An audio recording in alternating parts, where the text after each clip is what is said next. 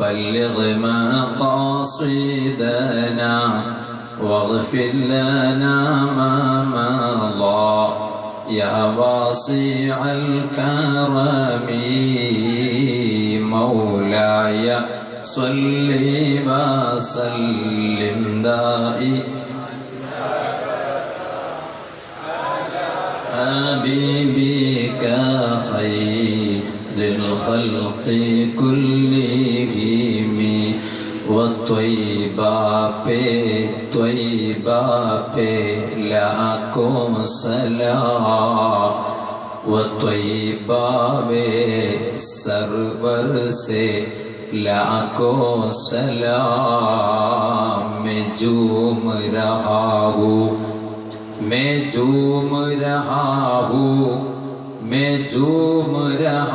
ہوں مدینہ کو گلی میں جھوم رہا ہوں موت کو سمجھا ہے غافل اختتام زندگی آئی ہے شام زندگی صبح دوام زندگی.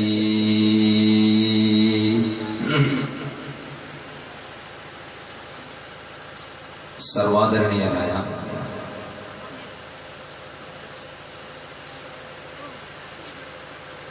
ഈ മഹത്തായ ജലാലിയ റാത്തീബിന്റെ ദുആ നടത്തി തന്ന SYS വെള്ളാരെ സെന്റർ ഇതിന്റെ പ്രസിഡന്റും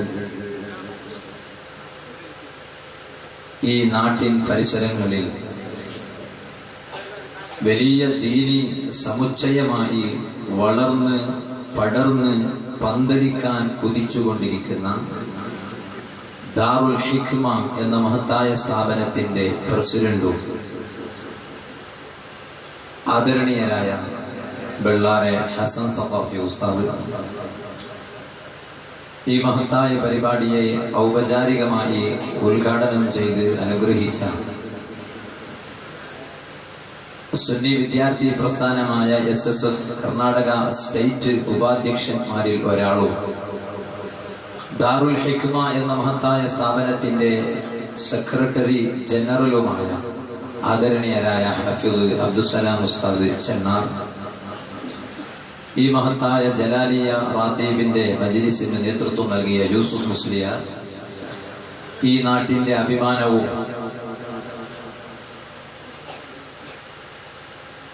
ആദരണീയരായ മുഫത്തിസ് സുലൈമാൻ സഖാഫി ഉസ്താദ്, വേദിയിൽ ഉപവിട്ടരായ കാതരിച്ച പുത്തുച്ച, അവരെ പേര് പറഞ്ഞത് കൊണ്ടാണ് എനിക്കങ്ങനെ അറിഞ്ഞത്.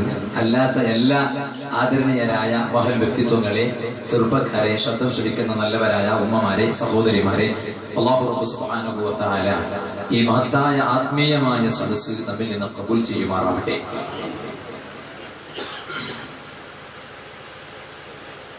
അൽഹംദുലില്ലാഹ്,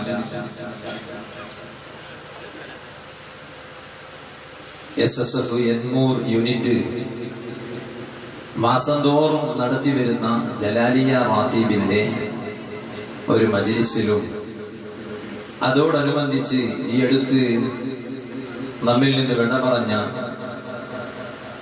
ആദരണീയരായ മർഹൂം സയ്യിദുന ഫസോട്ട് തങ്ങൾ ഖദ്ദസല്ലാഹു സിർറുൽ അസീസ് മഹാനവരികളുടെ അനുസ്മരണ പരിപാടിയിലുമാണ് നാം ഉള്ളത്.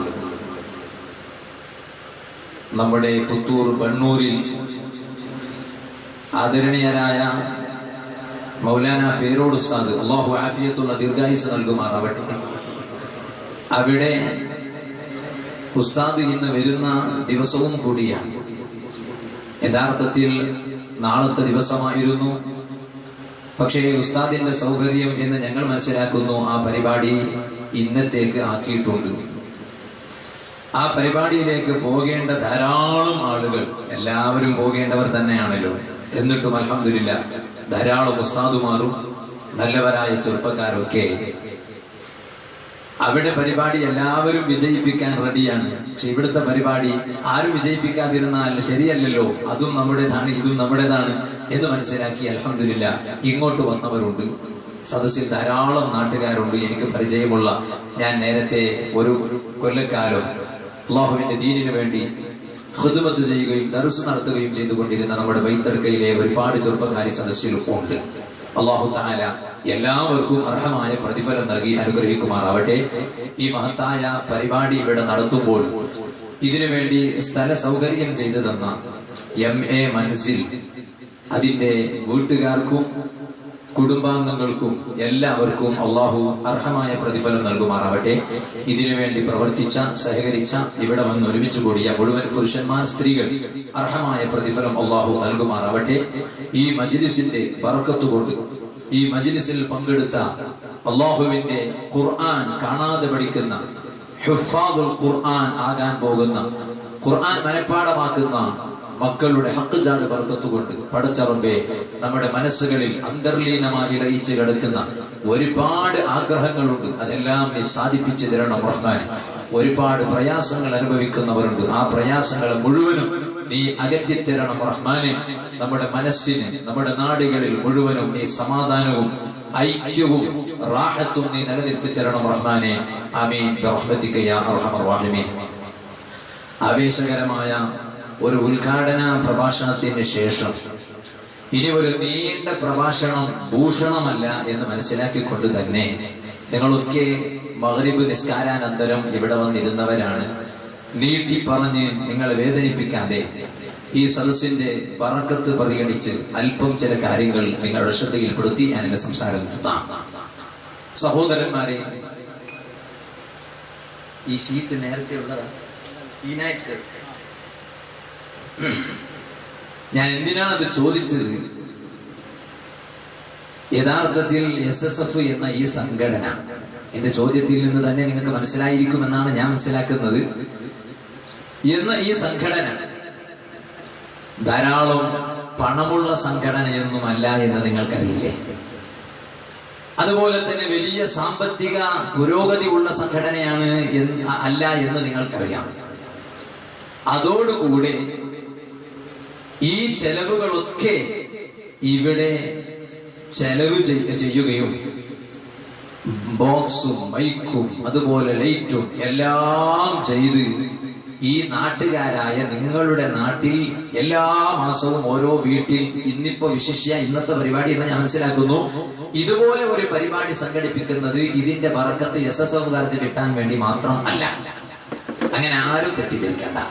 അങ്ങനെയാണെങ്കിൽ അതിന് സെൽഫിഷ്നെസ് എന്നാണ് ഇംഗ്ലീഷിൽ പറയാ, സ്വാർത്ഥ താല്പര്യം എന്നാണ് പച്ച മലയാളത്തിൽ പറയാ. നിങ്ങൾ ഈ ബെൺമൂർ മലയാളത്തിൽ എന്ത് പറയാൻ എനിക്കറിയില്ല. അപ്പൊ ഞാൻ പറഞ്ഞു വന്നത്,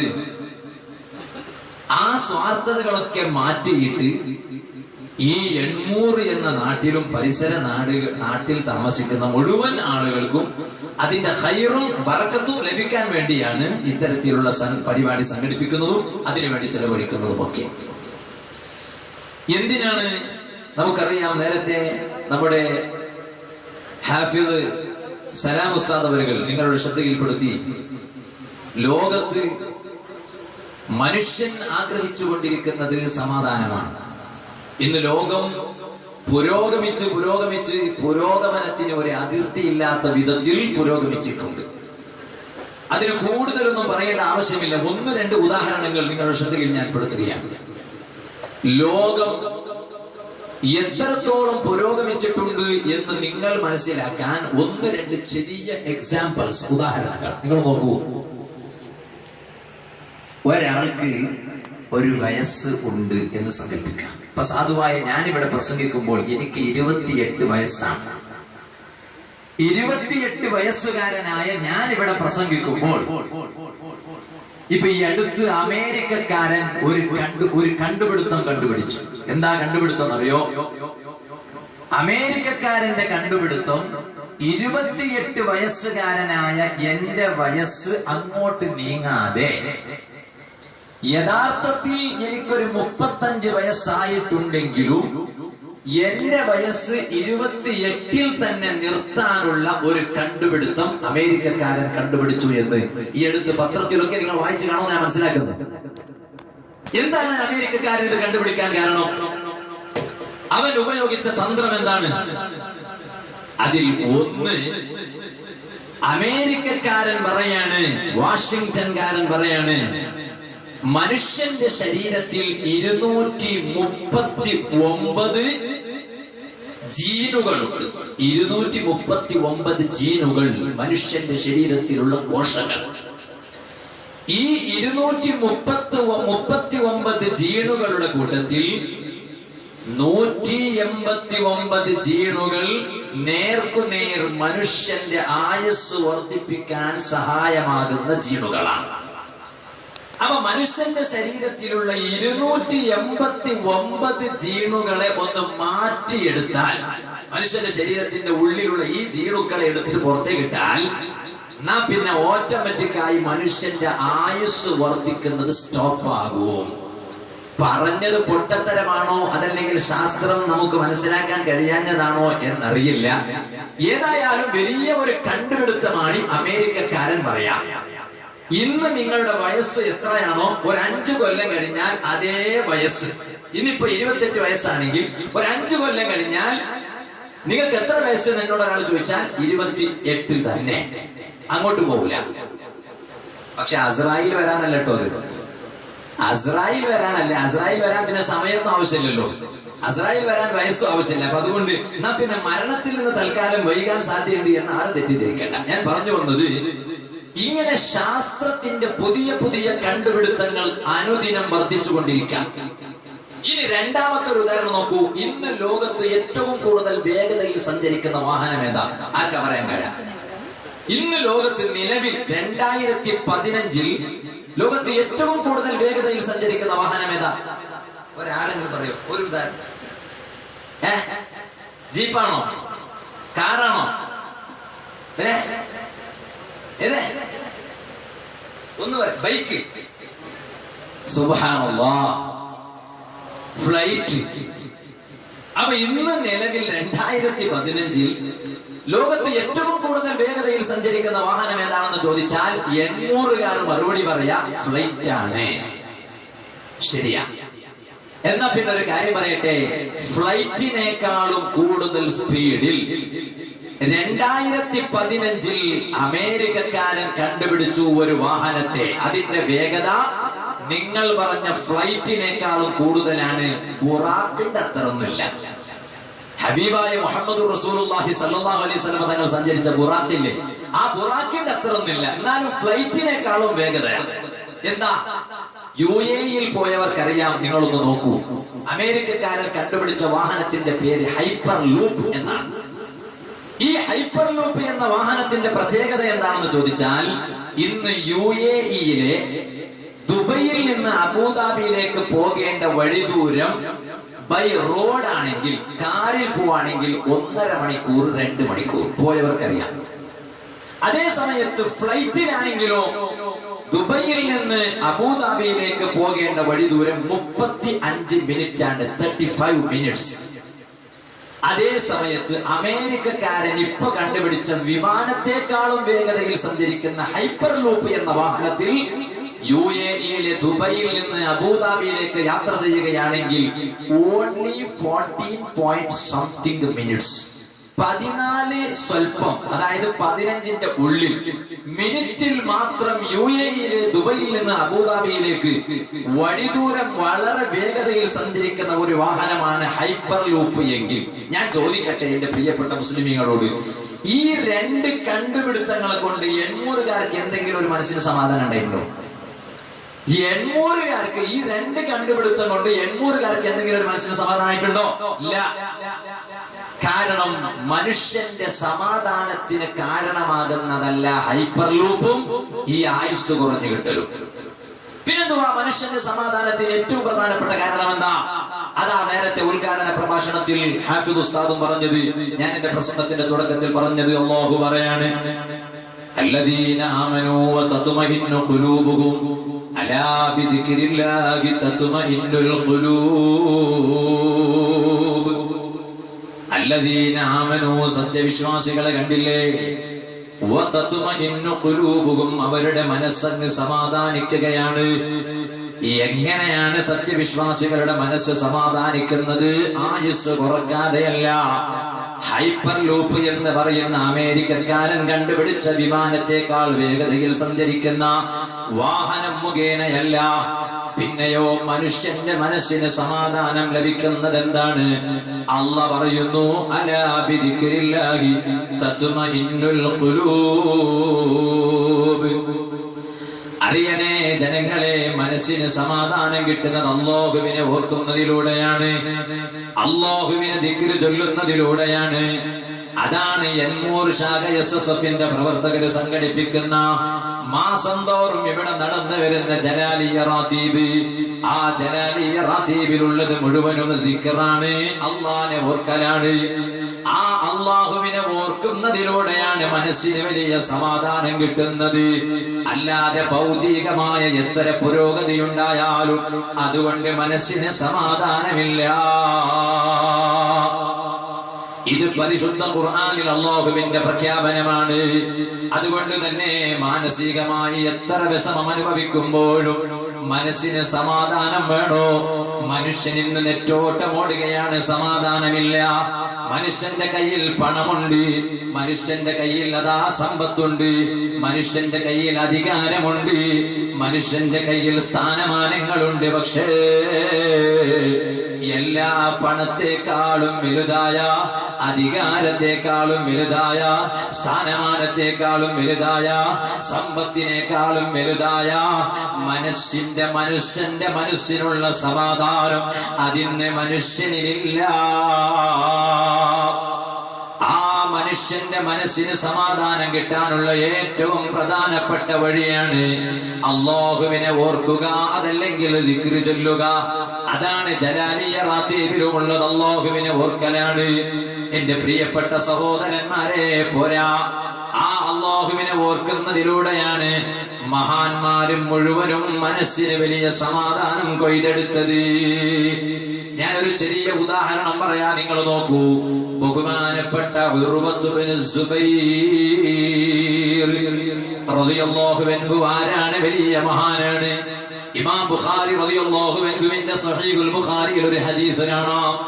മദീനത്തെ പള്ളിയുടെ പുനർനിർമ്മാണ പരിപാടി നടക്കുകയാണ്. ആ മദീനത്തെ പള്ളിയുടെ പുനർനിർമ്മാണ പരിപാടി നടക്കുമ്പോ മദീനത്തെ പള്ളിയുടെ ഭിത്തിയൊന്ന് നിലത്ത് വീണു, ചുമരൊന്ന് നിലത്ത് വീണു. ആ നിലത്ത് വീണപ്പോ സ്വഹാബാക്കൾക്ക് ഒരു ഖബറിൽ നിന്ന് കാല് പുറത്തേക്ക് കാണുകയാണ്. അവിടെ മുഴുവനും ഖബറാണ്. ആ ഭിത്തി എന്ന് പുറത്തേക്ക് വീണപ്പോ അവിടുന്ന് ഒരു കാലിങ്ങനെ പ്രത്യക്ഷപ്പെടുകയാണ്. അവർക്കൊരു കാലിങ്ങനെ പ്രത്യക്ഷപ്പെടുകയാണ്. ആ കാല് പ്രത്യക്ഷപ്പെട്ടപ്പോ സ്വഹാബാക്കൾ മുഴുവനും പറഞ്ഞു, ഹാദാ ഖദമു റസൂലില്ലാഹ്. ഇത് ആരുടെ കാലാണെന്നറിയോ? അല്ലാഹുവിന്റെ റസൂലിന്റെ കാലാണ്. അല്ലാഹുവിന്റെ റസൂലിന്റെ കാലാണിത്. കാരണം റസൂലുള്ള നബിയാണ്, റസൂലാണ്. അവിടുത്തെ ശരീരം മണ്ണിൽ ലയിച്ചു പോകുന്നതല്ല, ജീർണിച്ചു പോകുന്നതല്ല. അതുകൊണ്ട് ഇത് റസൂലുള്ളാഹി സ്വല്ലല്ലാഹു അലൈഹി വസല്ലം തങ്ങളുടെ കാലാണ്. ആ സമയത്ത് ഒരു മഹാൻ എഴുന്നേറ്റ് നിൽക്കുന്നു. ആ മഹാനാണ് ബഹുമാനപ്പെട്ട ഉർവത്ത് ബിൻ സുബൈർ റളിയല്ലാഹു അൻഹു. എഴുന്നേറ്റ് നിന്ന് പറയാണ്, ഹാദാ വല്ലാഹി, ഇത് ഒരിക്കലും അല്ലട്ടോ ഖദമു റസൂലില്ലാഹ്, ഇത് റസൂലുള്ളാഹിന്റെ കാലല്ലേ അല്ല. അതാ ഇത് ബഹുമാനപ്പെട്ട ഉമർ ഇബ്നുൽ ഖത്താബ് റളിയല്ലാഹു അൻഹുവിന്റെ കാലാണ്, റസൂലുള്ളാഹിന്റെ കാലല്ല. കാരണം റസൂലുള്ളാഹിന്റെ കാൽ എനിക്കറിയാം, ഉമർ റളിയല്ലാഹു അൻഹുവിന്റെ കാല് എനിക്കറിയാം. ഇത് റസൂലുള്ളാഹിന്റെ കാലല്ല, ഉമർ റളിയല്ലാഹു അൻഹുവിന്റെ കാലാണ്. നിങ്ങൾ മനസ്സിലാക്കണം സുഹൃത്തുക്കളെ. ആ ബഹുമാനപ്പെട്ട ഉർവത്ത് ബിൻ സുബൈർ റളിയല്ലാഹു അൻഹു മഹാനവരുകളുടെ കാലിന് വേദന അനുഭവപ്പെട്ടു. ഒരു ദിവസം എല്ലാ വൈദ്യന്മാരെ അടുത്തേക്കും പോയി, പക്ഷേ പരിഹാരം കിട്ടിയില്ല. അവസാനം ഒരു വൈദ്യന്റെ അടുത്ത് പോയി. ബഹുമാനപ്പെട്ടവരുടെ കാലിന് വല്ലാത്ത വേദനയാണ്. ഒരു വൈദ്യന്റെ അടുത്തേക്ക് പോയപ്പോൾ ആ വൈദ്യൻ പറയാണ്, ചെറുപ്പക്കാരെ, ഞാൻ ഈ പറയുന്ന സംഭവം ശരിക്കും മനസ്സിലാക്കണം. ആ വൈദ്യൻ പറയുകയാണ്, ഓ ഉർവതങ്ങളെ, നിങ്ങളുടെ കാലുവേദന മാറാൻ ഒരൊറ്റ വഴിയേ ഉള്ളൂ. ഉർവ റളിയല്ലാഹു അൻഹുവിനോട് ഡോക്ടർ പറയാണ്, നിങ്ങളെ കാലിന്റെ വേദന മാറാൻ ഒരൊറ്റ വഴിയേ ഉള്ളൂ. എന്താ വഴി അറിയോ? നിങ്ങളെ കാല് മുറിച്ചെടുക്കണം. കാല് മുറിച്ചെടുത്താൽ നിങ്ങളെ കാല് വേദനയാവും, ഒരു സംശയമില്ല. അപ്പൊ ഉർവ റളിയല്ലാഹു അൻഹു പറഞ്ഞു, ഡോക്ടറെ, അത് പരിഹാരമല്ലല്ലോ. ഒരു ഡോക്ടറിന്റെ അടുത്ത് ഒരാൾ പോവാ, എനിക്ക് തലവേദനയാണ് ഡോക്ടറെ, മരുന്ന് തരണം.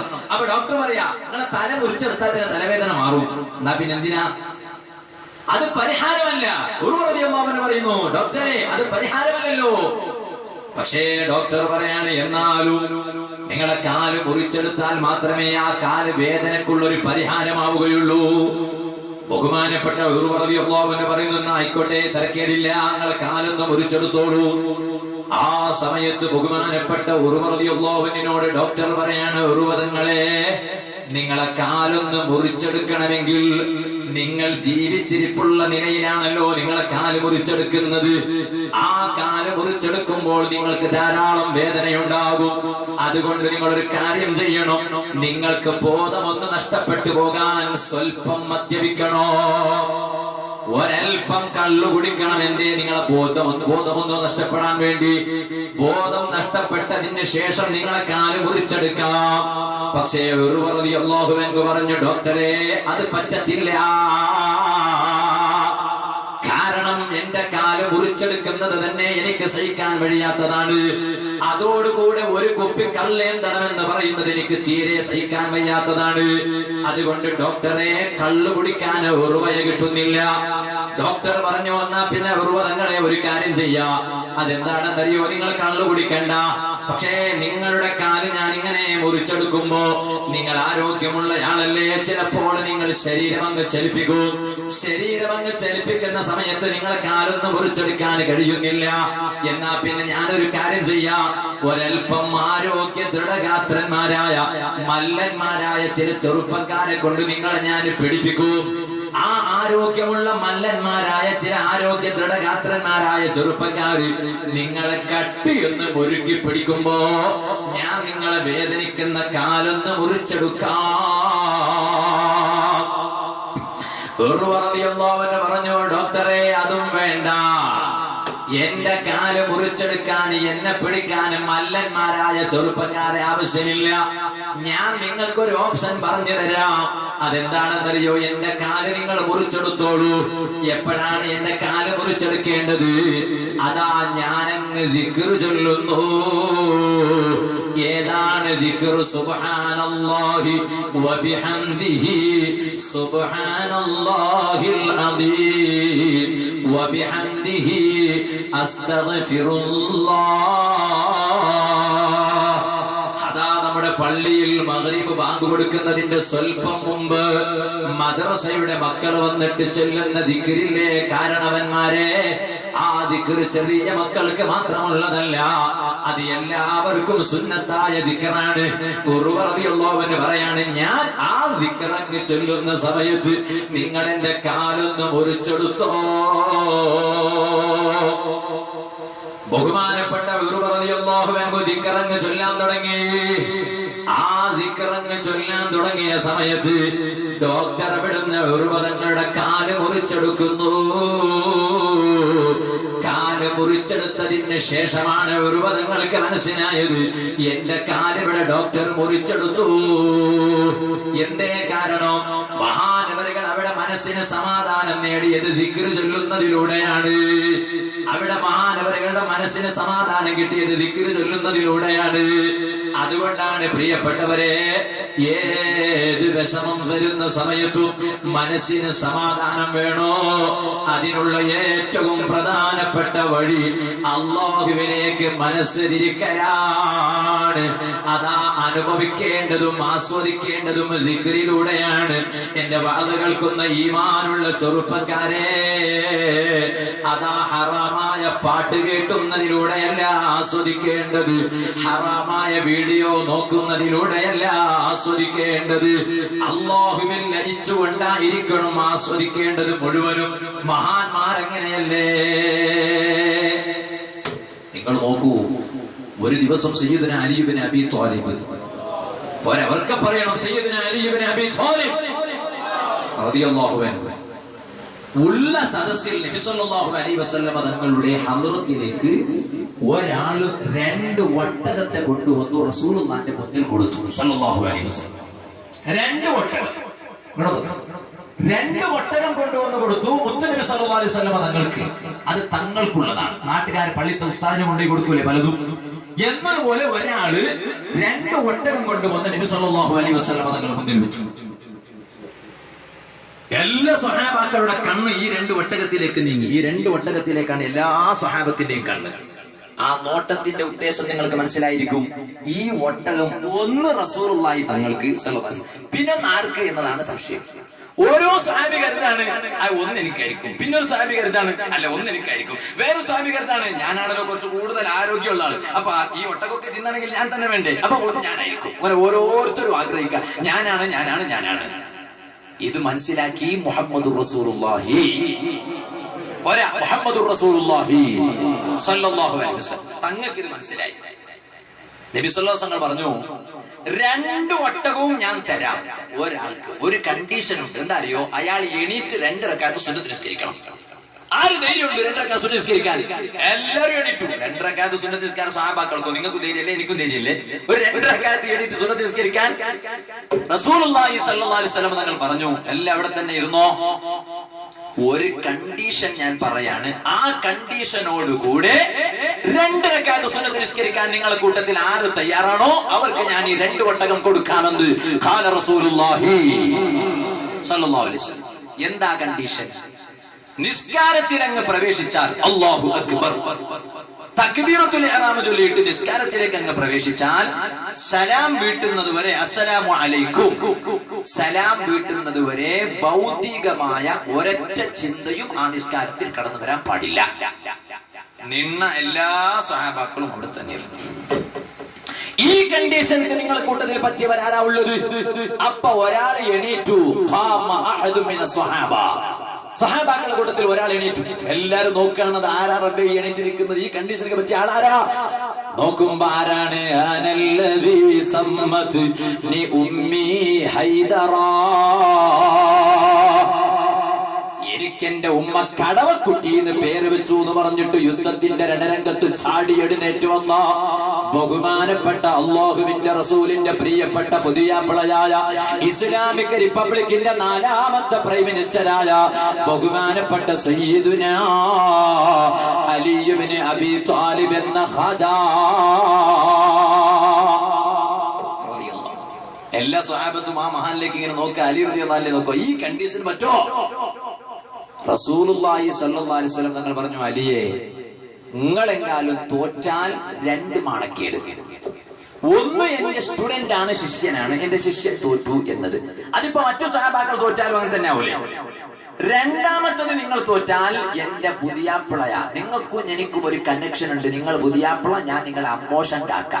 ഇവിടെ എന്താ പറയാ? അമ്മോഷൻ കാക്ക അല്ലെ? അമ്മോഷൻ ഇല്ല, ആയിക്കോട്ടെ, അമ്മോഷൻ കാക്ക. ഈ ഒരു relationship there is between us, നമുക്കിടയിൽ ഈ ഒരു റിലേഷൻഷിപ്പ് ഉണ്ട്. ഇതും കൂടി ഞാൻ വഷളായി പോകും. അലി റളിയല്ലാഹു അൻഹു പറഞ്ഞു, I will try my best യാ റസൂലല്ലാഹ്, ഞാൻ അങ്ങ് ശ്രമിക്കാൻ നബിയെ, ഞാൻ നോക്കട്ടെ. അവിടുന്ന് അങ്ങ് കൈകെട്ടി. അല്ലാഹു അക്ബർ. 2 റക്അത്ത് സുന്നത്ത് നിസ്കാരമാണ്. എന്റെ ചെറുപ്പക്കാര് മനസ്സിലാക്കണം, ആത്മീയതയിൽ അങ്ങ് ലയിച്ചു പോയാൽ പിന്നെ ദുനിയാവിന്റെ ഒരു രസവും വേണ്ടട്ടോ. 2 റക്അത്ത് അങ്ങ് സുന്നത്ത് നിസ്കരിക്കുകയാണ്. അല്ലാഹു അക്ബർ. കൈകെട്ടി അങ്ങ് നിസ്കാരം തുടങ്ങി. അത്തഹിയാത്തിലിരുന്നു. സലാം വീട്ടുന്നതിന് സ്വൽപ്പം മുമ്പ് ഇറങ്ങി വന്നു നസലുൽ അമീൻ മലക്ക് ജിബ്രീൽ അലൈഹിസ്സലാം എന്ന് പറഞ്ഞു, നബിയോ കൊടുത്തോളൂ നബിയെ, 2 ഒട്ടകം കൊടുത്തോളൂ പുതിയ പിള്ളയായ അലി ഇബ്നു അബീ ത്വാലിബ്. കാരണം എന്താ, നിങ്ങൾ പറഞ്ഞ കണ്ടീഷന് അലി തങ്ങളെ നിസ്കാരമായിട്ടുണ്ട്, അതുകൊണ്ട് നിങ്ങൾ വാഗ്ദാനം ചെയ്ത 2 ഒട്ടകം അങ്ങ് കൊടുത്തോളൂ. നബി സല്ലല്ലാഹു അലൈഹി വസല്ലം തങ്ങൾ പറഞ്ഞു, പറ്റത്തില്ല, കൊടുക്കാൻ പറ്റത്തില്ല. എന്തേ കാരണം ഞാൻ പറഞ്ഞ കണ്ടീഷൻ ആയിട്ടില്ല. ഇടകിടുവോ അള്ളാഹുവിന്റെ റസൂൽ സല്ലല്ലാഹു അലൈഹി വസല്ലം തങ്ങൾക്ക് ജിബ്രീൽ അള്ളാന്റെ ഭാഗത്തുനിന്ന് വന്ന് പറയാ, 2 കൊടുക്കണം നബിയെ, നിങ്ങൾ പറഞ്ഞ കണ്ടീഷൻ. നബി സല്ലല്ലാഹു അലൈഹി വസല്ലം തങ്ങളുടെ പുതിയ അപ്ലയായ അലി തങ്ങളുടെ നിസ്കാരമായിട്ടുണ്ട്. റസൂൽ പറഞ്ഞു ആയിട്ടില്ല. എന്താ കാരണം? മനുഷ്യന്റെ മനസ്സ് വായിക്കുന്ന നേതാവാണ് മുഹമ്മദുർ റസൂലുള്ളാഹ്. അതാണ് ഉമ്മമാരെ മുഹയ്യദ്ദീൻ മാലയിലുള്ളത്. കുപ്പിയകത്തുള്ള വസ്തുവിനെ പോലെ കാമാഞ്ഞ നിങ്ങള് കൽഭാഗമെന്നോവർ കൺകൊണ്ട് കാണാത്തതും കൽഭാഗത്തുള്ളതും കൺകൊണ്ട് കണ്ടപ്പോൾ കണ്ട് പറഞ്ഞോവർ. അത് മഹാന്മാർക്ക് അള്ളാഹു കൊടുക്കുന്ന പവറാണ്. പിന്നെ ഗൗസുല്ലാഹിനെക്കാളും ഏറ്റവും വലിയ പവറുള്ള നേതാവല്ലേ അഷ്റഫുൽ ഖൽഖ് മുഹമ്മദുർ റസൂലുള്ളാഹി സ്വല്ലല്ലാഹു അലൈഹി വസല്ലം. നബി തങ്ങൾ പറയാ പറ്റൂല, കൊടുക്കാനായിട്ടില്ല. എന്താ കാരണം? കാരണം അത്തഹിയാത്ത് വരെ ഓക്കെ, അത്തഹിയാത്തിന് സലാം വീട്ടാൻ അടുത്തപ്പോ അലി തങ്ങളെ മനസ്സിലൊന്ന് ചിന്ത വന്നു പോയി. എന്താ ചിന്ത? എന്റെ നിസ്കാരം എന്റെ അമ്മോശം കാക്കയായ ലോക നേതാവ് മുഹമ്മദുർ റസൂലുള്ളാഹ് സല്ലല്ലാഹു അലൈഹി വസല്ലം തങ്ങൾ പറഞ്ഞ കണ്ടീഷൻ ആയിട്ടുണ്ട്. ഇപ്പൊ എനിക്ക് കിട്ടുന്നത് 2 കിട്ടുവോ അതല്ല 1 മാത്രമാണോ? വാഗ്ദാനം ചെയ്തത് 2 കിട്ടുവോ അല്ല 1 മാത്രമാണോ? 1 ആണെങ്കിൽ തന്നെ തടിയുള്ളതാണോ കിട്ടുക, തടിയില്ലാത്തതാണോ കിട്ടുക? റസൂലുള്ള പറഞ്ഞു, ഇത് ഭൗതികമായ ചിന്തയല്ലേ. ആ ചിന്ത അലിയുടെ നിസ്കാരത്തിൽ വന്നതുകൊണ്ട് ഒരിക്കലും ഇത് കൊടുക്കാൻ പറ്റത്തില്ല. വീണ്ടും ഇറങ്ങി വന്നു നസലുൽ അമീൻ മലക്ക് ജിബ്രീൽ അലൈഹിസ്സലാം എന്ന് പറയാണ്, നബിയെ അല്ലാഹ് പറഞ്ഞു കൊടുക്കാൻ പറഞ്ഞു. റസൂലുള്ള പറഞ്ഞു, എന്തേ കാരണം മറ്റൊന്നുമല്ല, നിങ്ങളുടെ മരുമകൻ അവസാനം സലാം വീട്ടുന്നതിന്റെ തൊട്ടു മുമ്പ് ഈ ഒരു ചിന്ത വരാനുള്ള കാരണം എന്താണെന്നറിയോ?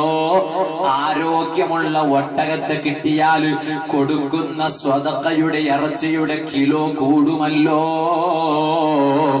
എനിക്ക് തടിയുള്ള ഒട്ടകമെങ്കാലും കിട്ടിയാലോ ആ കിലോ കണക്കെ ഇറച്ചി എനിക്ക് സ്വതക്ക ചെയ്യാമല്ലോ എന്ന ഒരു ചിന്തയാണ്. അത് ഭൗതിക ചിന്തയല്ല, അത് ഉഖ്റവിയായ ചിന്തയാണ്. അതുകൊണ്ട് കൊടുത്തോളൂ, 2 ഒട്ടകം കൊടുത്തോളൂ. സയ്യിദുനാ അലി ഇബ്നു അബീ ത്വാലിബ്. കണ്ടോ, ഞാൻ എന്തിനാണ് ഈ സംഭവം പറഞ്ഞത്? മഹാന്മാരുടെ മനസ്സിന് വലിയ സമാധാനം കിട്ടുന്നത് നിസ്കാരത്തിലൂടെയാണ്, ആത്മീയമായ ചിന്തയിലൂടെയാണ്. എന്റെ പ്രിയപ്പെട്ട ചെറുപ്പക്കാരെ ഞാൻ ചുരുക്കുന്നു, അങ്ങനെ ഏത് സമയത്തും ആത്മീയതയിൽ ലയിച്ചു പോയ ധാരാളം മഹാന്മാരെ നമുക്ക് കാണാം. ബഹുമാനപ്പെട്ട മർഹൂം പൊസോട്ട് തങ്ങൾ അല്ലാഹു ദർജയേറ്റി കൊടുക്കട്ടെ. അവർക്ക് പറയാം ആമീൻ, അല്ലാഹു ദർജയേറ്റി കൊടുക്കട്ടെ. ഈ പറയുന്ന ആമീന്റെ ബർക്കത്തുകൊണ്ട് അല്ലാഹു ഞങ്ങളെ നന്നാക്കി തരട്ടെ. എനിക്ക് ഓർമ്മയുണ്ട്, ഞാൻ ജാമിയ ഹിക്കമിയയിൽ പഠിച്ചുകൊണ്ടിരിക്കുന്ന സമയം ഞാൻ ഒരു ഉസ്താദിനോട്, നമ്മളെ കർണാടകയിലെ ഒരു ഉസ്താദിനോട്, ഉസ്താദിന്റെ പേര് ഇപ്പൊ ഞാൻ വെളിപ്പെടുത്തുന്നില്ല, ഞാൻ ഉസ്താദിനോട് പറഞ്ഞു, എന്നെ ഒന്ന് ഒരു സയ്യിദിന്റെ അടുത്ത് കൂട്ടിക്കൊണ്ടുപോയി മന്ത്രിപ്പിക്കണം. ഇത് എന്റെ പവറല്ലോ പറയുന്നത്, അങ്ങനെ ആരെങ്കിലും തെറ്റിദ്ധരിക്കണ്ട. ഈ ദിക്റിന്റെ മജ്‌ലിസ് ആയതുകൊണ്ട് അത് ഒന്നിച്ച് പൊസോട് തങ്ങൾ അനുസ്മരണം ആയതുകൊണ്ട് ഞാൻ പറയാം, ഒന്ന് മന്ത്രിപ്പിക്കണം. അങ്ങനെ ഈ ഉസ്താദ് എന്നെ കൊണ്ടുപോയി ബഹുമാനപ്പെട്ട പൊസോട്ട് തങ്ങൾ അല്ലാഹു ദർജ ഏറ്റി കൊടുക്കുമാറാവട്ടെ തങ്ങളടുത്ത് കൊണ്ടുപോയി. എന്നിട്ട് പറഞ്ഞു, ഒന്ന് മന്ത്രിക്കണം തങ്ങളെ. അപ്പോ തങ്ങളൊന്നിങ്ങനെ താഴ്ന്ന് മേലോട്ട് ഇങ്ങനെ നോക്കി. ആ നോട്ടം നോക്കുമ്പോ തന്നെ മനസ്സിലായി ഇതെന്തോ ഒരു നോട്ടമാ. താഴ്ന്ന് മുകളിലോട്ടൊക്കെ ഇങ്ങനെ ഒരു നോട്ടം. എന്നിട്ട് ചോദിച്ചു, ഹദ്ദാദ് പതിവാക്കാറുണ്ടോ? ഒറ്റ ചോദ്യം. ഹദ്ദാദ് റാത്തീബില്ലേ, ഇശാഇ നിസ്കാരത്തിന് ശേഷം പരിശുദ്ധ റമദാൻ അല്ലാത്ത മാസങ്ങളിൽ ഇശാഇ നിസ്കാരത്തിന് ശേഷവും വിശുദ്ധ റമദാനിലാണെങ്കിൽ ഇശാ നിസ്കാരത്തിന് മുമ്പും, അങ്ങനെയാണ് ഹദ്ദാദ് തങ്ങളുടെ ഇജാസത്ത്. അങ്ങനെയാണ് ഞങ്ങളെ പള്ളിയിലൊക്കെ നടക്കുന്നത്. ഈ ഹദ്ദാദ് റാത്തീബ് പതിവാക്കാറുണ്ടോ? ഞാൻ അന്ന് ഖത്തുറിൽ അത് ഓതി പഠിക്കുന്ന മുത്താലിമാണെന്നാണ് എന്റെ ധാരണ. ഇപ്പോഴും മുത്താലിമൻ കേട്ടോ. അപ്പോ ഞാൻ ഒന്നും മിണ്ടിയില്ല. എന്നും ഓതാണെങ്കിലല്ലേ അതേന്ന് പറയാം. അന്ന് തുടക്കാണ്, പഠിക്കുന്നതിന്റെ തുടക്കാണ്. ഖത്തുറിൻ അതാ കിതാബ് എന്ന് പറയുമ്പോ ഉസ്താദുമാർക്കറിയാം, ചിലപ്പോ സാധാരണക്കാർക്ക് അറിയണമെന്നില്ല. അപ്പൊ എന്നോട് പറഞ്ഞു ഹദ്ദാദ് പതിവാക്കണം. ഹദ്ദാദ് പതിവാക്കിയാൽ ഒരു കണ്ണേറും തട്ടൂല, ഒരു സേറും ഫലിക്കൂല. ബഹുമാനപ്പെട്ട സയ്യിദുനാ പസോട്ട് തങ്ങൾ അല്ലാഹു ദർജയേറ്റി കൊടുക്കട്ടെ. അതും ഇപ്പൊ ഞാൻ നിങ്ങളോട് അതും പറയാം. എന്താ, ദിക്റിന്റെ മജ്ലിസും കൂടിയാണ്, പസോട്ട് തങ്ങൾ അനുസ്മരണം കൂടിയാണ്. നിങ്ങളോട് ഞാൻ പറയട്ടെ, ആളുകൾക്കും ഉമ്മമാരോട് പറയട്ടെ, സഹോദരിമാരോട് പറയട്ടെ, പസോട്ട് തങ്ങൾ അനുസ്മരണം എന്ന് പറഞ്ഞാൽ ഒരേ മതി ഇങ്ങനെ പറഞ്ഞിട്ട് പോരല്ല. അവിടുന്ന് പഠിപ്പിച്ച ആദർശം നമ്മുടെ ജീവിതത്തിൽ പ്രാവർത്തികമാക്കണം.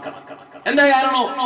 പൊസോട്ട് തങ്ങൾ പറഞ്ഞ ഹദ്ദാദ് റാത്തീബ് നിലനിർത്തണം, പതിവാക്കണം. അതിനൊരല്പം നേരല്ലേ ആവശ്യമുള്ളൂ. കാരണം അതിൽ ധാരാളം ദിക്റുകളാണുള്ളത്.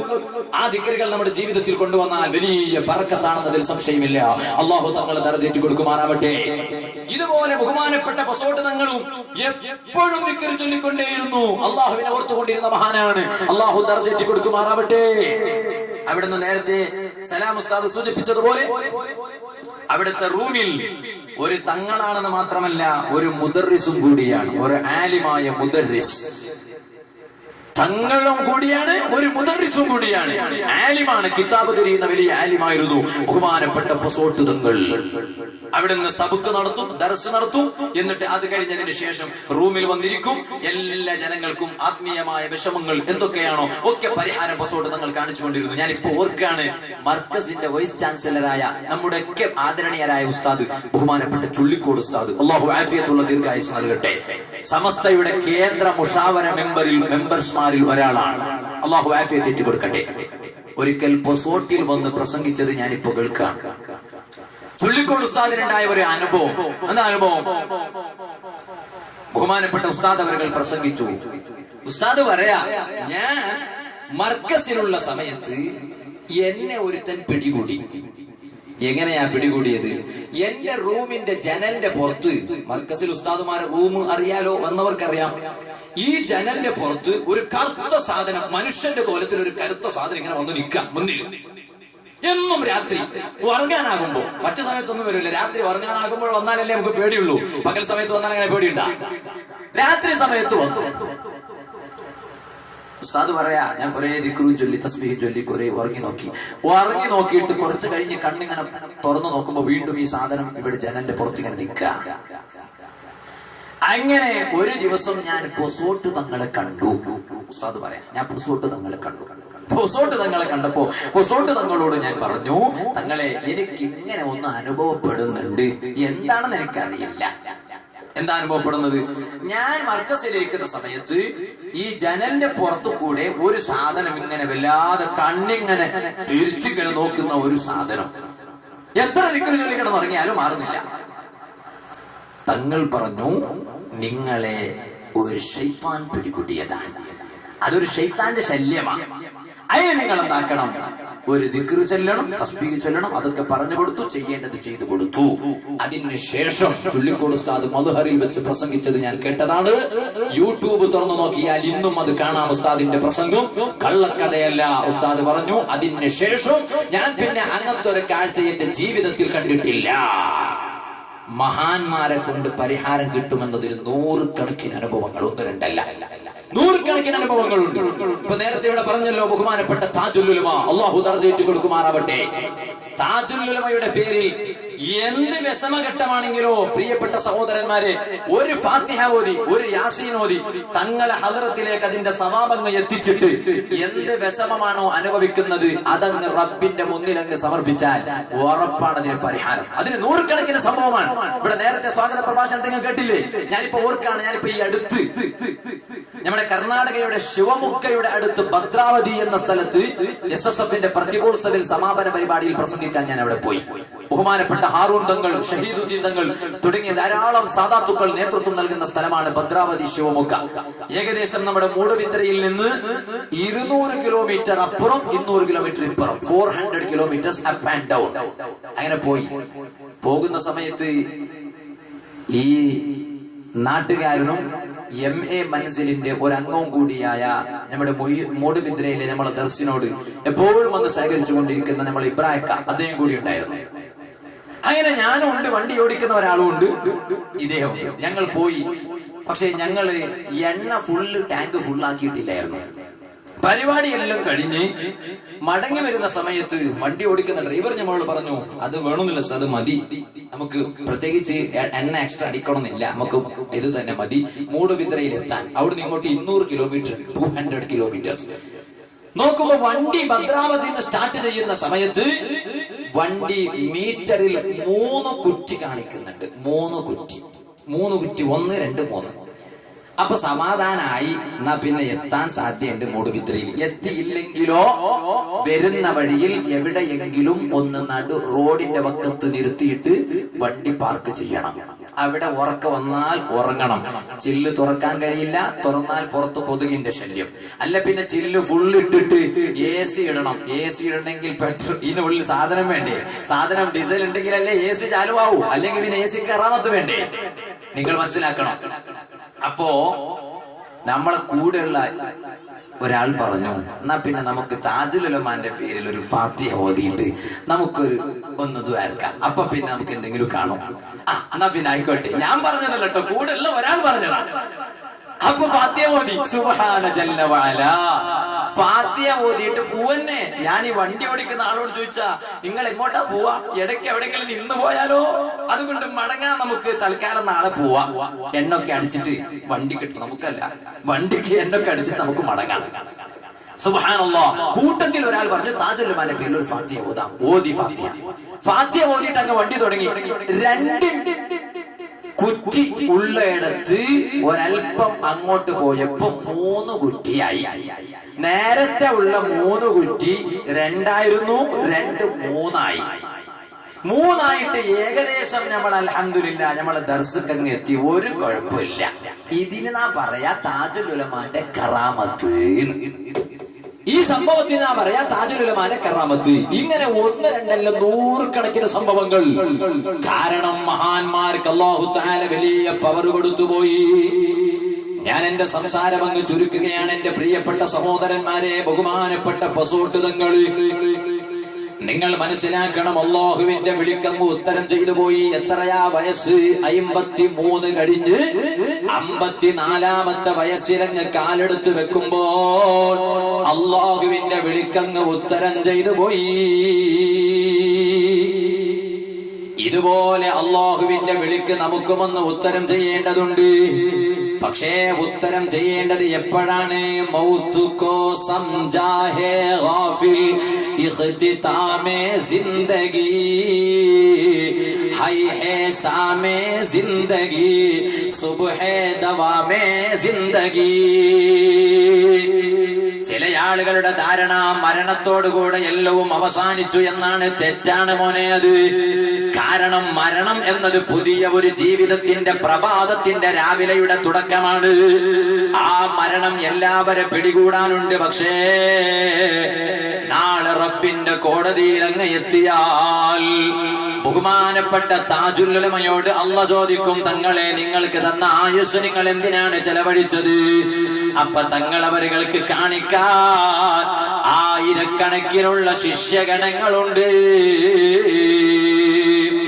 നമ്മുടെ കർണാടകയിൽ ഒരുപാട് പള്ളികളിൽ മുദരിസുമാരുണ്ട്, ഒരുപാട് പള്ളികളിൽ ഖത്തീബുമാരുണ്ട്, മദ്രസകളിൽ മുഅല്ലിമീങ്ങളുണ്ട്, സദർ ഉസ്താദുമാരുണ്ട്. ഞാൻ ചോദിക്കട്ടെ, ഈ കർണാടകയുടെ പ്രഗൽഭമതികളായ ഏതെല്ലാം പണ്ഡിതന്മാരുണ്ടോ അവരെല്ലാം താജുൽ ഉലമയുടെ ശിഷ്യഗണങ്ങളാണ്. എണ്ണണമെങ്കിൽ എണ്ണിക്കോ. ദാറുൽ ഇർഷാദ് എന്ന മഹത്തായ സ്ഥാപനത്തിന്റെ സാരഥിയായ ബഹുമാനപ്പെട്ട ശൈഖുനാ സൈനുൽ ഉലമ മാണി ഉസ്താദ്, അല്ലാഹു ആഫിയത്തുള്ള ദീർഘായുസ് നൽകട്ടെ. മാണി ഉസ്താദ് ആരുടെ ശിഷ്യനാണ്? ബഹുമാനപ്പെട്ട താജുൽ താജുൽ ഉലമയുടെ ശിഷ്യനാണ്.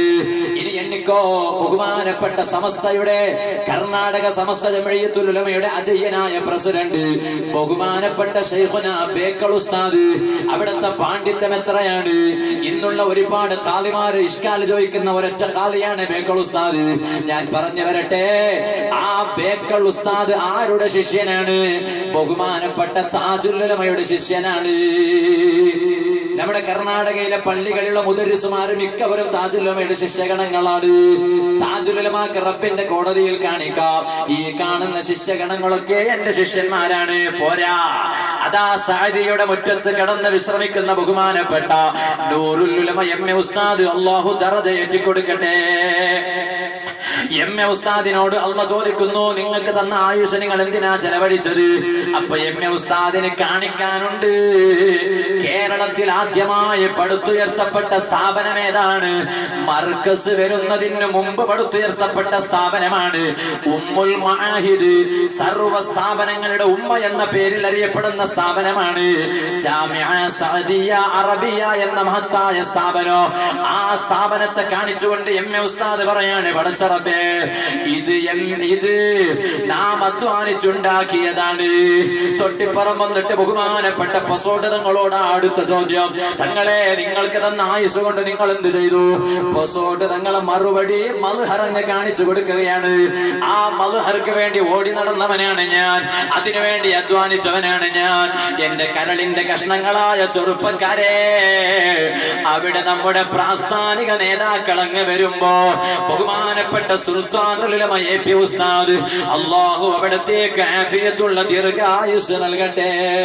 10,000-കണക്കിന് ധാരാളം പണ്ഡിതന്മാരെ സമൂഹത്തിന് സമർപ്പിച്ച ഒരു പണ്ഡിതൻ, ആയിരക്കണക്കിന് യതീം മക്കളെ സമൂഹത്തിന് സമർപ്പിച്ച പണ്ഡിതൻ. പോരാ, BBC ചാനൽ പുറത്തുവിട്ട റിപ്പോർട്ട് ഒന്ന് ശ്രദ്ധിച്ചോ ചെറുപ്പക്കാരാ, ഇന്ത്യയിൽ തന്നെ ഭാരതത്തിൽ തന്നെ 1700ഓളം വരുന്ന കിണറുകൾ കുടിച്ച ഒരൊറ്റ പണ്ഡിതൻ ഇന്ത്യയിലുള്ളൂ, ഏഷ്യയിലുള്ളൂ. അത് ബഹുമാനപ്പെട്ട സുൽത്താനുൽ ഉലമ കാന്തപുരം ഉസ്താദാണ്. പോരാ, എത്ര പള്ളികളാണ് കെട്ടിച്ചത്, എത്ര മദ്രസകളാണ് കെട്ടിച്ചത്. പോരാ, എല്ലാത്തിനും ഉപരിയായി കോഴിക്കോട് പരിസരത്ത് താമരശ്ശേരിയുടെ ചാരത്ത് കഴുതപ്പയിൽ എന്ന പ്രദേശത്ത് 200-ൽ പരം വരുന്ന ഏക്കർ കണക്കെ പ്രവിശാലമാണ് കിടക്കുന്ന ഭൂമിയിൽ വലിയ ഒരു നോളേജ് സിറ്റി എന്ന പദ്ധതിക്ക് തറക്കല്ലിട്ടു ബഹുമാനപ്പെട്ട കാന്തപുരം ഉസ്താദ്, അല്ലാഹു ആഫിയത്തുള്ള ദീർഘായുസ് നൽകട്ടെ. ആ തറക്കല്ലിട്ട സമയത്ത് അതിന്റെ തറക്കല്ലിടൽ ചടങ്ങിന് വന്നതാരാ? കേരളത്തിന്റെ മുഖ്യമന്ത്രിയായ ശ്രീമാൻ ഉമ്മൻചാണ്ടി. ഉമ്മൻചാണ്ടി വന്നിട്ട് ഒരു കാര്യം പറഞ്ഞു പ്രസംഗിക്കുമ്പോ, ഞങ്ങൾ ഇവിടെ തറക്കല്ലിട്ടു ഒക്കെ ചെയ്തു ശരി തന്നെയാണ്, പക്ഷെ ഞങ്ങൾക്ക് കാന്തപുരത്തോട് അസൂയ തോന്നാ. അത് നല്ല അസൂയട്ടോ, അത് ചീത്ത അസൂയല്ല. അസൂയത്തെ തുടർന്ന് ഫ്ലെക്സ് കീറാറുണ്ട്, അങ്ങനത്തെ അസൂയയല്ല ഇത്. ഉമ്മൻചാണ്ടി സാഹിബ് പറഞ്ഞു, ഞങ്ങൾക്ക് കാന്തപുരത്തെ കാണുമ്പോ ഒരു അസൂയ തോന്നാം. എന്താ അസൂയ എന്നറിയോ? ഞാൻ കേരള ഗവൺമെന്റിന്റെ ചീഫ് മിനിസ്റ്ററാണ്, പക്ഷെ എന്നെ കൊണ്ട് ചെയ്യാൻ കഴിയാത്ത ഒരു കാര്യം ഒരു തലയെകെട്ട് കെട്ടിയ ഒരു മുസ്ലിം പണ്ഡിതൻ ഈ ഒരു പദ്ധതിക്ക് നേതൃത്വം നൽകുന്നു എന്ന് പറഞ്ഞാൽ എനിക്ക് അസൂയല്ലാതെ മറ്റൊന്നെന്താ? കേരള മുഖ്യമന്ത്രി ചോദിക്കാം. അടുത്ത പ്രസംഗത്തിൽ പ്രസംഗിക്കാണ് കേരളത്തിന്റെ രാഷ്ട്രീയ നേതാക്കളിൽ ഒരാളായ ആര്യാടൻ മുഹമ്മദ് സാഹിബ്. അദ്ദേഹം പ്രസംഗിക്കുമ്പോ പറഞ്ഞ വാക്കെന്തറിയോ? ഉമ്മൻചാണ്ടിയെ മുന്നിലിരുത്തി, നിങ്ങളല്ലോ ഉമ്മൻചാണ്ടി ഉദാഹരണം പറയാം, അല്ലാഹു ആഫിയത്ത് കൊടുക്കട്ടെ. ഉമ്മൻചാണ്ടിയെ ഇരുത്തിയിട്ട് ആര്യാടൻ മുഹമ്മദ് സാഹിബ് പറയാ, എന്താ പറയാന്നറിയോ? ശ്രീമാൻ മുഖ്യമന്ത്രി അവர்களോടൊരു കാര്യം പറയാണ്ട്, നമ്മൾ ദൈവത്തെ സ്തുതിക്കണം. ദൈവമാണല്ലോ ഉമ്മൻചാണ്ടി, ദൈവത്തെ സ്തുതിക്കണം. എന്തേ കാരണം? ഈ മനുഷ്യൻ കേരളത്തിൽ അധികാര കസേരയിൽ വരാത്തത് നമ്മുടെ ഭാഗ്യമാണ്. ഒരു പക്ഷേ കേരളത്തിൽ ഈ മനുഷ്യൻ പറഞ്ഞ എ.പി. ഉസ്താദിനെ കുറിച്ച് പറയട്ടെ, ഞാൻ ആ വാക്ക് അങ്ങ് ഉദ്ധരിക്കാനുള്ളൂ. ഈ എ.പി. അബൂബക്കർ മുസ്ലിയാരാകുന്ന കാന്തപുരം ഉസ്താദ് ഒരു പക്ഷേ കേരളത്തിൽ ഒരു രാഷ്ട്രീയ പ്രസ്ഥാനത്തിന്റെ നേതാവായിരുന്നുവെങ്കിൽ കേരളത്തിലെ മുഖ്യമന്ത്രി ശ്രീമാൻ ഉമ്മൻചാണ്ടിയല്ല, വി.എസ്. അച്യുതാനന്ദനല്ല, കേരളത്തിന്റെ മുഖ്യമന്ത്രി ബഹുമാനപ്പെട്ട കാന്തപുരമാണ്.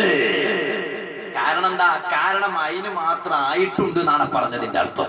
ഞാൻ പറഞ്ഞു വന്നത്, ആ ബഹുമാനപ്പെട്ട സുൽത്താനുൽ ഉലമ AP ഉസ്താദ് നാളെ റബ്ബിന്റെ കോടതിയിൽ വരുമ്പോ നിങ്ങൾക്ക് തന്ന ആയുസ് കൊണ്ട് നിങ്ങൾ എന്ത് ചെയ്തു എന്ന് ചോദിച്ചാൽ 1700 കിണർ കാണിക്കാനുണ്ട്, ഒരുപാട് പള്ളികൾ കാണിക്കാനുണ്ട്, ഒരുപാട് മദ്രസകൾ കാണിക്കാനുണ്ട്, ഒരുപാട് ശിഷ്യഗണങ്ങൾ കാണിക്കാനുണ്ട്, ഒരുപാട് അനാഥ മക്കളെ കാണിക്കാനുണ്ട്. പക്ഷെ ഞാൻ ഇവിടെ ചോദിക്കട്ടെ, എന്റെ സ്വന്തം ശരീരത്തോട് നാളെ റബ്ബ് എന്നോട് ചോദിച്ചാൽ എന്തേ ചെയ്ത് എന്ത് പറയാനാ? എനിക്ക് എന്ത് പറയാനാ നമുക്ക്? ഞാൻ ഈമാനുള്ള ചെറുപ്പക്കാരാണ് ചോദിക്കുന്നത്, എന്ത് പറയാനുള്ളത് നമുക്ക്? പക്ഷേ പറയാൻ ഒരു വകുപ്പ് കിട്ടണോ? ആ ഒരൊറ്റ വകുപ്പങ്ങ് പറഞ്ഞ് എന്റെ സംസാരം നിർത്തട്ടെ. പ്രിയപ്പെട്ടവരെ, ഇവിടെ താജുൽ ഉലമ ഉയർത്തിപ്പിടിച്ചൊരു സുന്നത്ത് ജമാഅത്തുണ്ട്, നൂറുൽ ഉലമ ഉയർത്തിപ്പിടിച്ചൊരു സുന്നത്ത് ജമാഅത്തുണ്ട്, ഖമറുൽ ഉലമ മുന്നോട്ട് നയിക്കുന്നൊരു നേതൃത്വമുണ്ട്, ആദർശമുണ്ട്. ആ ആദർശത്തിന് വേണ്ടി അവരങ്ങ് ആയുസ് ചെലവഴിച്ച് മുന്നോട്ട് ഗമിക്കുമ്പോ ഒരുപാട് പ്രായമായ AP ഉസ്താദ് ഈ അടുത്ത് കർണാടകയിൽ വന്നു. നിങ്ങൾ ഓർക്കുന്നുണ്ടോ? ഞാൻ ചുരുക്കുകയാണ്. 2 ദിവസത്തെ പരിപാടിക്ക് വേണ്ടി വന്നതാണ് കർണാടകയിൽ. ആ വന്നപ്പോ തലേന്ന് രാത്രി മംഗലാപുരത്തെത്തി. പിറ്റേന്ന് രാവിലെ നിങ്ങൾ നോക്കൂ, മംഗലാപുരത്ത് സഖാഫി സംഗമം. ഉസ്താദിന്റെ ശിഷ്യഗണങ്ങളായ സഖാഫികൾ മംഗലാപുരത്തും ഉടുപ്പി ജില്ലയിലും ആരൊക്കെയുണ്ടോ അവരുടെ ഒരു ഗാദറിംഗ് ആണ്, ഒരു സമ്മേളനമാണ്. ആ സഖാഫി സംഗമം കഴിഞ്ഞു. നമ്മളൊക്കെ ആ സമയത്ത് എന്താ ചെയ്തിരുന്നത്? നമ്മൾ വീട്ടിൽ കിടന്നുറങ്ങാണ്ടായിരുന്നു, ഉദാഹരണം പറയാ, അല്ലെങ്കിൽ വേറെന്തോ പണിക്ക് പോയിരുന്നു. കോഴിക്കോട്ടെ പണി, ആരെ പണിക്കാ? നമ്മളെ സ്വന്തം പണി, അല്ലെങ്കിൽ വീട്ടുകാരെ പണി അല്ലേ? അതേ സമയത്ത് ബഹുമാനപ്പെട്ട കാന്തപുരം ഉസ്താദ് അത് കഴിഞ്ഞു മംഗലാപുരത്തെ വലിയ വലിയ മെഡിക്കൽ കോളേജിന്റെ തലതൊട്ടപ്പന്മാരായ തലവന്മാരെ ഇരുത്തിയിട്ട് ഏനപ്പോയെ ഉൾക്കൊള്ളിച്ചുകൊണ്ടുള്ള ഒരുപാട് മംഗലാപുരത്തെ ഉമറാക്കളെ ഇരുത്തിയിട്ട് അവരോട് ഒരു ചർച്ച നടത്തുകയാണ്. എന്താ ചർച്ച? പഠന രീതിയുടെ മാറ്റലുകളെ കുറിച്ചുള്ള ചർച്ചയാണ്. നിസ്കരിക്കണമെന്നല്ലോ, മരിക്കാനുണ്ട് എന്നല്ല പറയാ, പിന്നെ മദ്രസ കെട്ടിക്കണമെന്നല്ല, പിന്നെ പള്ളി കെട്ടിക്കണമെന്നല്ല, സ്ഥാപനം ഉണ്ടാക്കണമെന്നല്ല. ഇതൊക്കെ ഉണ്ടാക്കിയിട്ട് ഏത് വിധത്തിലുള്ള പഠന രീതി വേണോ? ഇത് മറ്റുള്ള ഡോക്ടർമാർക്കും ഡോക്ടർമാരെ പടുത്തുയർത്തുന്ന കുലപതിമാർക്കും ഉപദേശം നൽകുകയാണ് തലേ കെട്ടിയ കാന്തപുരം ഉസ്താദ്. അത് കഴിഞ്ഞു തൊട്ടപ്പുറത്ത് ബൈക്കമ്പാടി എന്നൊരു സ്ഥലമുണ്ട്, ഇൻഡസ്ട്രിയൽ ഏരിയ. ആ ബൈക്കമ്പാടിയിൽ പോയി അവിടെ ഒരു മദ്രസ ഉദ്ഘാടനമാണ്. ആ മദ്രസ ഉദ്ഘാടനം കഴിഞ്ഞു വീണ്ടും പോവാണ് തൊട്ടപ്പുറം യജമാടിക്കോടി കണ്ണങ്കാർ എന്ന പ്രദേശം. ആ കണ്ണങ്കാരിൽ ഹൈബ എന്ന് പറയുന്ന ഒരു ഓഡിറ്റോറിയം ഉദ്ഘാടനം ചെയ്യാൻ, ഹൈബ കല്യാണ മണ്ഡപം ഉദ്ഘാടനം ചെയ്യാൻ. ആ ഉദ്ഘാടന പരിപാടി അവിടെ നിന്ന് കഴിഞ്ഞു. വീണ്ടും ഇറങ്ങി നേരെ പോകുന്നത് പണിയൂരിന്റെ കാപ്പിന്റെ അടുത്ത് പണിയൂർ എന്ന സ്ഥലത്തേക്കാണ്. അവിടെ ബഹുമാനപ്പെട്ട മാണി ഉസ്താദിന്റെ മകൻ അവിടുന്ന് ഒരു സ്ഥാപനം ഉണ്ടാക്കാൻ പോകുന്നു. അതിന് കുറ്റിയടിക്കാൻ പോയി. അതും കഴിഞ്ഞ് നേരെ വരുന്നത് കണ്ടോ, ഉപ്പിനങ്ങാടി സരളിക്കട്ടയുടെ പരിസരത്ത് മൂടെടുക്ക എന്ന പ്രദേശത്ത് ബഹുമാനപ്പെട്ട മർഹൂം TH ഉസ്താദ് നബ്ബറല്ലാഹു മർഖദ ഒരു കാലഘട്ടത്ത് കർണാടകയുടെ ചരിത്ര പൈതൃകങ്ങൾ അന്തിയിറങ്ങുന്ന കർണാടകയുടെ മണൽത്തരികളെ മുഴുവൻ കോർത്തിണക്കിക്കൊണ്ട് കർണാടകയുടെ മനുഷ്യ മക്കളുടെ മനസ്സുകൾ കവർന്നുകൊണ്ട് ആത്മീയമായ പ്രഭാഷണം നടത്തിയിരുന്ന മർഹൂം TH ഉസ്താദ് നബ്ബറല്ലാഹു മർഖദ ഉസ്താദിന്റെ ജീവിതകാലത്ത് പടുത്തുയർത്തിയ ഒരു സ്ഥാപനമുണ്ടോ, അൽ മദീനത്തുൽ മുനവ്വറ. ആ സ്ഥാപനത്തിന്റെ ദശവാർഷിക പരിപാടിയുടെ സമാപന ചടങ്ങിൽ വെച്ച് ബഹുമാനപ്പെട്ട കാന്തപുരം ഉസ്താദ് പ്രസംഗിക്കുകയാണ്. അതും കഴിഞ്ഞ് ഉസ്താദ് പറയാ, എനിക്ക് വേഗം പോകണം, 10 മണിക്ക് മംഗലാപുരത്ത് വേറെ ഒരു മീറ്റിംഗും ഉണ്ട്. ഞങ്ങളെ 10 മണിക്ക് മീറ്റിംഗ് ഉണ്ട്, സ്വപ്നത്തിലാണ് ഉറങ്ങിയ ശേഷം. ഉസ്താദ് പറയാ, സമാപന പ്രസംഗിച്ചുകൊണ്ടിരിക്കുമ്പോ പറയാ, 10 മണിക്ക് മംഗലാപുരത്തെത്തണം, വേറൊരു മീറ്റിംഗ് ഉണ്ട്. മീറ്റ് ഈറ്റിംഗ് അല്ല, മീറ്റ് ഈറ്റിംഗ് നല്ല സുഖ, പിന്നെ ഇറച്ചി തിന്നാൻ, അത് മീറ്റ് ഈറ്റിംഗ് ആണ്. ഇറച്ചി തിന്നാൻ അതിന് പറയാം, അതും മീറ്റ് ഈറ്റിംഗ് ആണ്, മീറ്റിംഗ് അല്ല. ഇത് മീറ്റിംഗ് മുസ്ലിം സമുദായം എങ്ങനെ ഉയരണം? നിങ്ങളൊന്ന് ആലോചിച്ച് നോക്കൂ. ഇതുപോലത്തെ ഒരു നേതൃത്വം എവിടെ കാണാൻ കഴിയും? ഞാൻ നിർത്തുകയാണ്. ഞാൻ പറഞ്ഞു വന്നത്, പ്രിയപ്പെട്ട സഹോദരന്മാരെ, ഈ തൊട്ടടുത്ത ദിവസം കേരളത്തിലെ മലപ്പുറം ജില്ലയിലെ മലപ്പുറം ടൗൺ ഹാളിൽ ഒരു പരിപാടി നടന്നു. എന്താ പരിപാടി? മുസ്ലിം ജമാഅത്ത് പ്രഖ്യാപനം. ആരാ പ്രഖ്യാപിച്ചത്? ബഹുമാനപ്പെട്ട കാന്തപുരം ഉസ്താദ്, അല്ലാഹു ആഫിയത്തുള്ള ദീർഘായുസ്സ് നൽകട്ടെ. സമസ്ത ജംഇയ്യത്തുൽ ഉലമയുടെ കീഴിൽ SYS ഉണ്ട്, SSF ഉണ്ട്, SMA ഉണ്ട്, SJU ഉണ്ട്, സുന്നി ജമിയത്തുൽ മുഅല്ലിമീൻ എല്ലാം ഉണ്ട്. അതിന് പുറമെ ഒരു ബഹുവല പ്രസ്ഥാനം എന്ന നിലക്ക് മുസ്ലിം ജമാഅത്ത് എന്ന ഒരു പ്രസ്ഥാനം. അതെന്തിനാ? നിസ്കരിക്കാത്തവരെ നിസ്കരിപ്പിക്കാനല്ല, നോമ്പ് നോക്കാത്തവരോട് നോമ്പ് നോക്കാൻ പറയാനല്ല. പിന്നെന്തിനാ? മുസ്ലിമീങ്ങൾ ഒരുപാട് പ്രയാസങ്ങൾ അനുഭവിക്കുന്നുണ്ട്. ഒരുപാട് ഒന്നല്ല രണ്ടല്ല, എണ്ണിയാൽ ഒടുങ്ങാത്ത ഒരുപാട് പ്രയാസങ്ങൾ മുസ്ലിമീങ്ങൾ അനുഭവിക്കുന്നുണ്ട്. ഈ പ്രയാസങ്ങൾക്ക് മുഴുവനും പരിഹാരം എന്നോണം ഒരു ബഹുജന പ്രസ്ഥാനം ഇന്ത്യയിൽ മൊത്തം. എന്നിട്ട് മൂടടക്കയിൽ വന്നിട്ട് ബഹുമാനപ്പെട്ട AP ഉസ്താദ് പ്രസംഗിച്ചു. എന്താ പ്രസംഗിച്ചത്? കേരളത്തിൽ ഞങ്ങൾ തുടക്കം കുറിച്ചു, നമുക്ക് കർണാടകയിലും തുടക്കം കുറിക്കണോ? കണ്ടോ? ഇതുപോലെ സ്വന്തം വീട്ടുകാരെ മാത്രമല്ല, കുടുംബത്തെ മാത്രമല്ല, സമൂഹത്തെ മുഴുവനും ശ്രദ്ധിക്കുന്ന ഒരു ആലിമിൻ ആരാ ഉള്ളത്? ഞാൻ ചോദിക്കട്ടെ എന്റെ സദസ്സിലുള്ളവരോട്, നമ്മൾ ശ്രദ്ധിക്കുന്നു, ആരെ ശ്രദ്ധിക്കുന്നു? സ്വന്തം ശരീരത്തെ, ഏറിയാൽ വൈഫിനെ, ഭാര്യയെ, ഏറിയാൽ മക്കള്, ഏറിയാൽ അതാ ഉമ്മയെ, ഉപ്പയെ, കുടുംബത്തെ. പക്ഷേ ചോദിക്കട്ടെ, ഇതിനപ്പുറം ഞങ്ങൾ ശ്രദ്ധിക്കുന്നുണ്ടോ? അതേ സമയത്ത് സമൂഹത്തെ മുഴുവനും ശ്രദ്ധിച്ചുകൊണ്ടിരിക്കുന്ന ഒരു നേതാവുണ്ടെങ്കിൽ അത് ബഹുമാനപ്പെട്ട കാന്തപുരം ഉസ്താദ്. അല്ലാഹു ആഫിയത്തുള്ള ദീർഘായുസ്സ് നൽകട്ടെ. ഞാൻ എന്റെ സംസാരം നിർത്തുന്നു. ഞാൻ പറഞ്ഞു വന്നത്, അവരൊക്കെ ഉയർത്തിപ്പിടിച്ച സുന്നത്ത് ജമാഅത്തിന്റെ സംഘടനയാണ് SYS എന്നത്, SSF എന്നത്. എന്റെ വാദം കേൾക്കുന്ന ചെറുപ്പക്കാരെ, ഏതെങ്കിലും ഒരു സംഘടനയിൽ ചേരണമെന്ന ഉദ്ദേശമാണെങ്കിൽ SSFൽ തന്നെ ചേരണമെന്ന് ഞാൻ പറയുന്നില്ല. ഏതെങ്കിലും ഒരു സംഘടന വേണമെന്ന ഉദ്ദേശമാണെങ്കിൽ SSFൽ തന്നെ ചേരണമെന്ന് ഞാൻ പറയുന്നില്ല. അതേ സമയത്ത് ഒന്ന് പറയട്ടെ, മരിച്ചാൽ നമുക്ക് ഗുണം കിട്ടണോ? മരിച്ചാൽ ഗുണം കിട്ടണോ? ശരിക്കും നിങ്ങോട്ട് ശ്രദ്ധിച്ചോ. മരിച്ചാൽ ഗുണം കിട്ടണോ? ആ നീയത്തിനാണ് നീ ഒരു സംഘടനയെ തേടുന്നെങ്കിൽ അതിനാണ് നിനക്ക് തുറന്നു കിടക്കുന്നത് SSF എന്ന മഹത്തായ സംഘടന. കാരണം എന്താണ്? നിങ്ങൾ നോക്കൂ, ആ SSFൽ മെമ്പർഷിപ്പ് ഒരുത്തൻ വാങ്ങിയാൽ പിന്നെ അവനെ തെറ്റിദ്ധരിക്കാൻ വേറെ ഒരുത്തനെ കിട്ടൂല. ഞാനൊരു ചെറിയ ഉദാഹരണം പറയാം. ഇപ്പൊ ഈ അടുത്ത് നമ്മളെ മൂടുബിദ്ര എന്ന സ്ഥലത്ത് ഒരു അമുസ്ലിം സഹോദരൻ വധിക്കപ്പെട്ടു. അവിടെ SSFന്റെ പ്രവർത്തകരുണ്ട്. പക്ഷെ അവരെ ആരും കൊണ്ടുപോയില്ല ജയിലിലേക്ക് അറസ്റ്റ് ചെയ്യാൻ. അതേ സമയത്ത് മുസ്ലിം പേരുള്ള ചില ആളുകളെ ജയിലിൽ കൊണ്ടുപോയി. എങ്ങനെയാ കൊണ്ടുപോയതെന്നറിയോ? രാത്രി അവന്റെ ഉമ്മയും ഉപ്പയും ഒക്കെ രാത്രി സമയത്ത് കിടന്നുറങ്ങ. ഇവിടെ പോലീസ് വന്ന് വാതിൽ മുട്ട, ചെവിട്ട. അപ്പുറത്തെ ഉമ്മ എണീറ്റു, ഇപ്പുറത്തെ ബാപ്പ എണീറ്റു. ബാപ്പക്ക് വയസ്സ് 75, ഉമ്മാക്ക് വയസ്സ് 72. ഈ പ്രായമുള്ള ഉമ്മയും ഉപ്പയും വീട്ടിൽ ഉറങ്ങുമ്പോ ഈ മകനായ ചെറുപ്പക്കാരനെ പോലീസ് വന്ന് വാതിൽ മുട്ടി, വാതിലടച്ച് ഇവനെ വലിച്ചു കൊണ്ടുപോവാ. ഉമ്മാക്കൊരു മകൻ പോയിന്ന് മാത്രല്ല, ഉമ്മാക്ക് പോയത് വർക്കും ഉപ്പാക്ക് പോയത് വർക്കാ. ഈ വർക്ക് നഷ്ടപ്പെടുകയാണ് ഈ മകനെ കൊണ്ട്. അതേ സമയത്ത് നിങ്ങൾക്കറിയോ, SSFന്റെ ഒരു പ്രവർത്തകനെ കൊണ്ട് ഇന്ന് വരെ അങ്ങനെ ഒരു അനുഭവം ഉണ്ടായിട്ടില്ല. ഞാനൊരു ചെറിയ ഉദാഹരണം പറയാം. ഞാനിപ്പോ ഓർക്കുന്നുണ്ട്, ഇക്കമിയയിൽ പഠിച്ചുകൊണ്ടിരുന്ന സമയത്ത് ഞങ്ങൾ ഒരിക്കോ നോർത്ത് കർണാടകയിൽ പോയി. എന്തിനറിയോ? ദഅവ പ്രവർത്തനത്തിന്. അല്ലാഹു ഇന്നിപ്പോ അൽഹംദുലില്ലാഹ് SSFന്റെ കീഴിൽ ഇഹ്സാൻ എന്ന സംഘടനയിലൂടെ സജീവമായ പ്രവർത്തനം അവിടെ നടക്കുന്നുണ്ട്. അല്ലാഹു ഖബൂൽ ചെയ്യുമാറാവട്ടെ. അവിടെ പോയി പോയി ഞങ്ങൾ ഷിറസി കഴിഞ്ഞ് സിദ്ധാപുര വഴി ഞങ്ങൾ മംഗലാപുരം ഭാഗത്തേക്ക് വരുന്ന സമയത്ത് ഷിറസിയിൽ ഞങ്ങൾ ഈ വേഷം കണ്ടപ്പോ അവിടെ നിന്ന് ആരോ ഒരു ഇൻഫർമേഷൻ കൊടുത്തു, സിദ്ധാപുര പോലീസ് സ്റ്റേഷനിലേക്ക് ചില തീവ്രവാദികൾ വന്നുകൊണ്ടിരിക്കുന്നു, ജാഗ്രത, അവിടെ പിടിക്കണം. സിദ്ധാപുര പോലീസ് സ്റ്റേഷന്റെ നേരെ മുന്നിൽ ഒരു കാക്കി കളർ ഡ്രസ് ധരിച്ചിട്ട് ഒരു പോലീസ് മനുഷ്യൻ വന്നിട്ട് കൈ ഇങ്ങനെ കാണിക്കാൻ ഞങ്ങളെ വണ്ടിന്റെ മുന്നിൽ. ഞങ്ങൾ വണ്ടി നിർത്തി.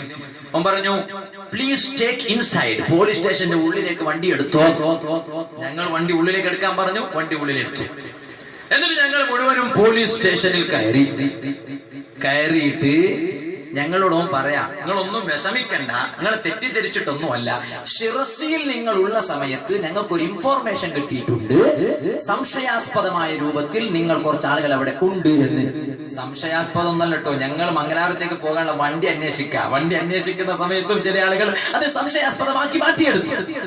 ഞാൻ പറഞ്ഞു വന്നത്, അങ്ങനെ ഞങ്ങൾ എന്തായി പോയി, ഞങ്ങൾ അവിടെ ഇരുന്നു. എല്ലാം നമ്മളോട് ചോദിച്ചു, എന്താ നിങ്ങൾ ഇങ്ങോട്ട് പോകാൻ കാരണം? നമ്മൾ ഇതാ ഉദ്ദേശം. ആയിക്കോട്ടെ, ഇനി എങ്ങോട്ടാ പോകേണ്ടത്? ഇനി മംഗലാപുരത്തേക്ക്. ആയിക്കോട്ടെ. നമ്മളെ കീശയിൽ ഉണ്ടായിരുന്ന മെമ്പർഷിപ്പ് കാർഡ് എടുത്ത് കാണിച്ചു കൊടുത്തു. സർ, ഞങ്ങൾ SSFന്റെ പ്രവർത്തകരാ, ഞങ്ങൾ തീവ്രവാദം പാടില്ല എന്ന് പറയുന്നവരാ.